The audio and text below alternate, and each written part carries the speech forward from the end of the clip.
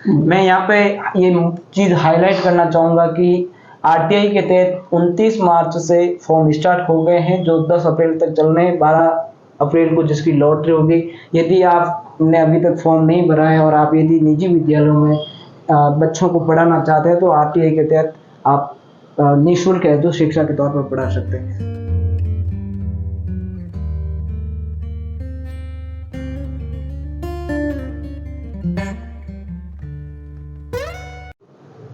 जरूरी नहीं कि घर में रोशनी चिरागों से ही हो, शिक्षा से भी घर में रोशनी होती है। नमस्कार, मैं हूं गणपत सिंह सोलंकी और आप देखना शुरू कर चुके हैं आपकी आवाज। आज के हमारे news of the guest room में हमारे साथ जुड़ चुके हैं श्री दिनेश जी कांवट साहब। बहुत बहुत स्वागत करता हूं। नमस्कार। परिचय के तौर पर मैं आपको अवगत करवा दूं, Dinesh ji Kanwat parents welfare society के संयोजक हैं।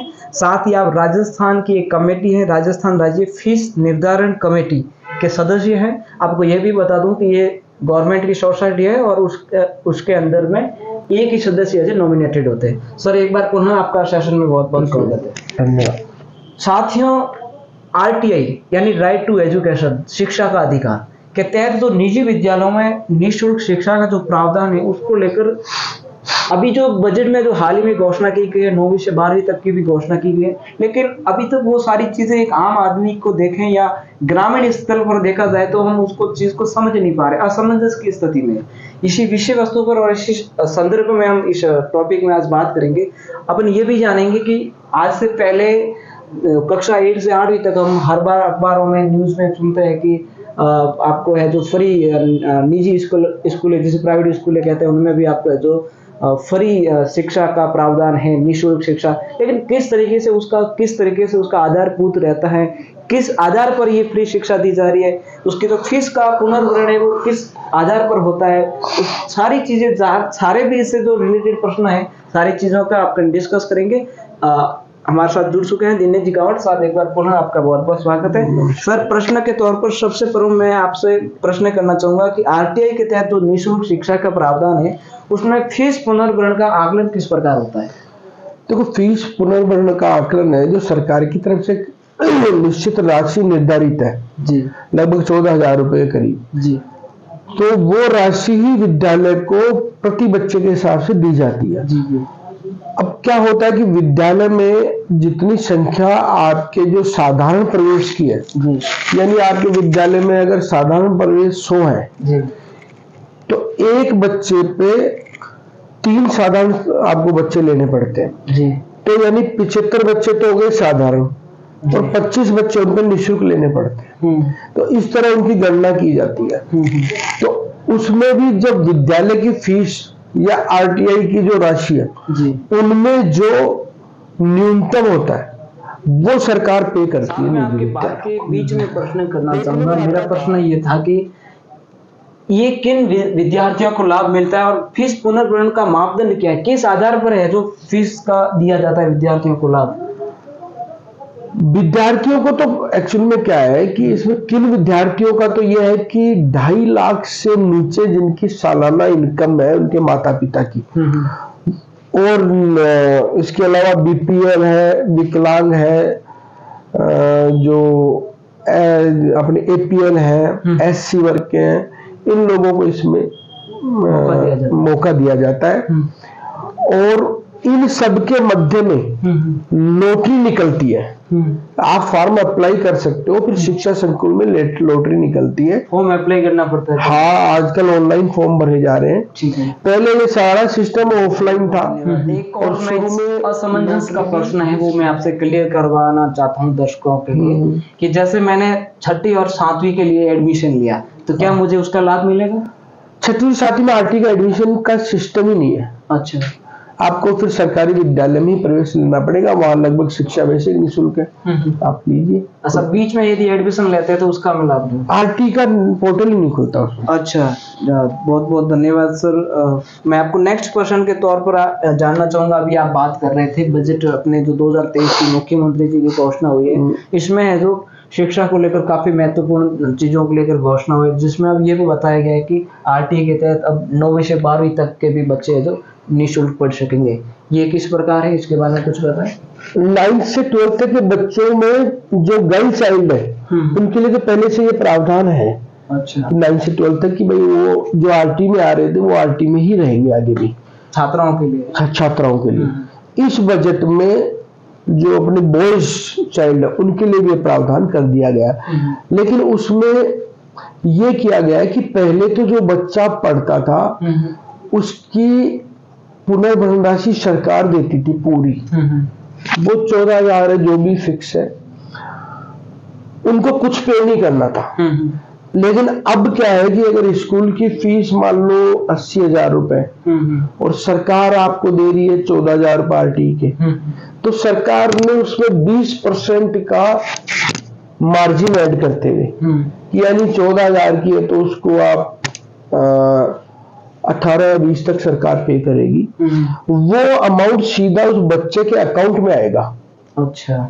स्कूल को नहीं मिलेगा। स्कूल को नहीं मिलेगा। हाँ। और पहले से 8वीं तक वालों वो सीधा स्कूल में जाता है। अच्छा, ठीक है। तो वो अमाउंट आपको घर पे मिलेगा बच्चे के अमाउंट पे, और उस अमाउंट का और स्कूल के बीच का जो डिफरेंस है वो आप बेयर करोगे खुद, अगर वहां पढ़ना चाहते हो। मान लो 80,000 है, 20,000 यहाँ मिल रहे तो 60,000 आपको देने साला। ये है, कुल मिला के सरकार ने थोड़ी राहत दी है, पूरी नहीं दी इसमें। जबकि मैं समझता हूँ कि जो बच्चा पहली से 8वीं तक जिस विद्यालय में जिस माहौल में पढ़ के आ चुका है, इंग्लिश स्पीकिंग हो गया है, वो उसका लेवल उस पर चला गया है, तो वो दूसरे माहौल में जा नहीं पाएगा, और माता पिता इस सेक्शन में वो उनको पढ़ा नहीं पाएंगे। तो ये दोहरी स्थिति है। सरकार को थोड़ा सा इसमें और बड़ा मन करते हैं उन बच्चों को सीधा ही आरटीआई को 12th तक कर देना चाहिए। मेरा ये सुझाव है सरकार को। उम्मीद करते हैं कि या तो वर्तमान मुख्यमंत्री इसमें संज्ञान ले, नहीं तो आने वाली सरकार जो भी होगी उसके बारे में जरूर चर्चा करेंगे उनसे। धन्यवाद। जैसे अभी आपने जिक्र किया 9वीं से 12वीं तक भी है जो अभी प्रावधान कर लिया है गवर्नमेंट ने। अब जैसे क्या होता है कि कई स्कूलें 8वीं तक है, उसके बाद में 9वीं से 12वीं तक अलग स्कूलों में एडमिशन लेना पड़ता है, तो उनके लिए भी तो वो चीजें लागू होगी। नहीं, इस आरटी में ये भी है कि एक बच्चा जिस विद्यालय में पढ़ रहा है उसी में आरटी लागू होगी। आपने विद्यालय चेंज करते ही आपका आरटी के हकदार नहीं हो। इसलिए प्रवेश लेते टाइम आप अच्छे से विचार करें कि विद्यालय 12वीं तक है कि नहीं, 8वीं तक है कि नहीं। अच्छा। ये भी पहले ही आप तय कर ले कि विद्यालय आपका पहली से लेकर 12वीं तक है कि नहीं, वरना आपने अगर 8वीं तक पढ़ा वहां पे और फिर आपने विद्यालय चेंज कर दिया तो हम आरटी के दायरे से बाहर हो जाएंगे। मतलब आरटी के तहत यदि आपको एडमिशन लेना है तो आप पहली क्लास के लिए ही अप्लाई करना। हाँ, आज लेकिन अभी आप एलकेजी प्रेप सब में प्राइमरी उसके लिए प्री प्राइमरी में भी हो गया आरटी, पहले नहीं था ये। धन्यवाद बहुत। और सरकार ने एक चीज और करी है कि प्री प्राइमरी के जो आरटी के एडमिशन है उनकी कोई पुनर्भरण राशि सरकार नहीं देगी विद्यालय को। अच्छा। वो फ्री में पढ़ाने हैं आपको। ये बड़ा झगड़ा है इस वक्त निजी विद्यालय और सरकार के बीच में कि कोई भी विद्यालय में विद्यालय का पक्ष नहीं रख रहा, मैं तो शुरू से उनके खिलाफ बोलता रहा हूँ एबनॉर्मल फीस आएगी, लेकिन कोई भी विद्यालय आरटी में आपको प्रवेश दे रहा था जो भी सांकेतिक सरकार राशि दे रही थी, अगर वो भी नहीं देगी तो विद्यालय क्यों किसी को पढ़ाएगा, ये भी सोचने का विषय। हाँ, ये भी सही है। हाँ भाई, मैं आपको ये कह दूं कि हाँ से आप फलाने आप इस कंपनी में माल तो सप्लाई कर दो लेकिन पैसे नहीं मिलेंगे, तो आप क्यों करोगे, आप माल सप्लाई बंद कर दोगे ना, सीधी सी। तो गवर्नमेंट कहाँ से देती है, पहली क्लास से? हाँ, सरकार पहली क्लास से देगी। अच्छा। उससे प्री प्राइमरी का नहीं देगी। अच्छा, ठीक है, धन्यवाद जी। इसके बारे में तो आपने काफी कुछ जिक्र कर लिया। अब ये बताएं इस साल के लिए जो है जो इसके एडमिशन का प्रोसेस क्या स्टार्ट हो गया? बिल्कुल, एडमिशन का प्रोसीजर अभी तो 29 तारीख से चालू हुआ है। 10 अप्रैल तक आप फॉर्म भर सकते हैं। 12 अप्रैल को लॉटरी निकलेगी, उसके बाद आपका रिपोर्टिंग का टाइम रहेगा, करेक्शन का टाइम रहेगा, सारा शेड्यूल आपका तय कर दिया गया इस बार का। ठीक है, ये फॉर्म अपन खुद फोन पे भी भर सकते हैं या ई मित्र के माध्यम? ऑनलाइन भरे जाएंगे। आप किसी भी संस्था से, साधन से, व्यवस्था से ऑनलाइन फॉर्म जैसे भी आप भर सकते हो, भरो, कहीं से भरो, चाहे आप चाहे बॉम्बे से भरो, दिल्ली से भरो, यहाँ बैठ के भरो, ऑनलाइन है, कहीं से ऑनलाइन। मैं यहाँ पे ये चीज हाईलाइट करना चाहूंगा कि आरटीआई के तहत 29 मार्च से फॉर्म स्टार्ट हो गए हैं जो 10 अप्रैल तक चलने हैं। 12 अप्रैल को जिसकी लॉटरी होगी। यदि आपने अभी तक फॉर्म नहीं भरा है और आप यदि निजी विद्यालयों में बच्चों को पढ़ाना चाहते हैं तो आरटीआई के तहत आप निःशुल्क है जो शिक्षा के तौर पर पढ़ा सकते हैं।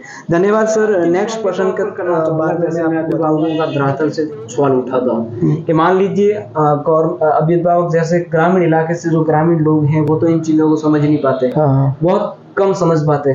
तो ऐसे में यदि उनके साथ असमंजस हो, जैसे वो प्राइवेट स्कूल वाले उनको एडमिशन ना दे और इस प्रकार की बातों में बताए कि ऐसा कोई प्रावधान है नहीं आरटीआई के तहत जैसा आप कह रहे हैं, तो उनके पास क्या क्या अधिकार हैं? वो अधिकार सारे, एक तो मान लो अगर कहीं वहां पे लोग इसके प्रति जागरूक नहीं है तो जागरूकता लाई जाए सरकार द्वारा। कुछ हमारे जैसे जो सामाजिक कार्यकर्ता है गांव में, उनकी जिम्मेदारी बनती है कि वो समाज के भले के लिए कोई भी योजना आती है उसको घर घर तक पहुंचाएं। और आपकी योजना आपको मालूम है, आप उसके हकदार हो और आप वो हक पाना भी चाहते हो, उसके बावजूद अगर विद्यालय आनाकानी करते हैं तो आप अपने जिला शिक्षा अधिकारी से संपर्क कर सकते हैं, वहां पर शिकायत दर्ज करा सकते हैं। हमको बताएंगे तो हम भी मदद करेंगे। पेरेंट्स वेलफेयर सोसाइटी भी मदद करने के लिए तैयार रहती है ऐसे सभी कामों के लिए। बाकी जिला शिक्षा अधिकारी आपको निश्चित रूप से इसमें पूरा मदद करेंगे और आपका जो हक है उसको दिलाने के लिए वो पूरी जागरूकता के तौर पर मैसेज देना चाहेंगे। बिल्कुल, शिक्षा और स्वास्थ्य हमारी जो मूलभूत आवश्यकताएं हैं, दोनों सरकारों से मैं कहना चाहता हूँ कि आप सड़क बनाएंगे, रोड बनाएंगे, पुल बनाएंगे, सब कुछ करेंगे, लेकिन सबसे पहली जो जरूरी चीज है वो शिक्षा और स्वास्थ्य है। और ये शिक्षा और स्वास्थ्य निःशुल्क रूप से हर व्यक्ति की पहुंच में होना चाहिए।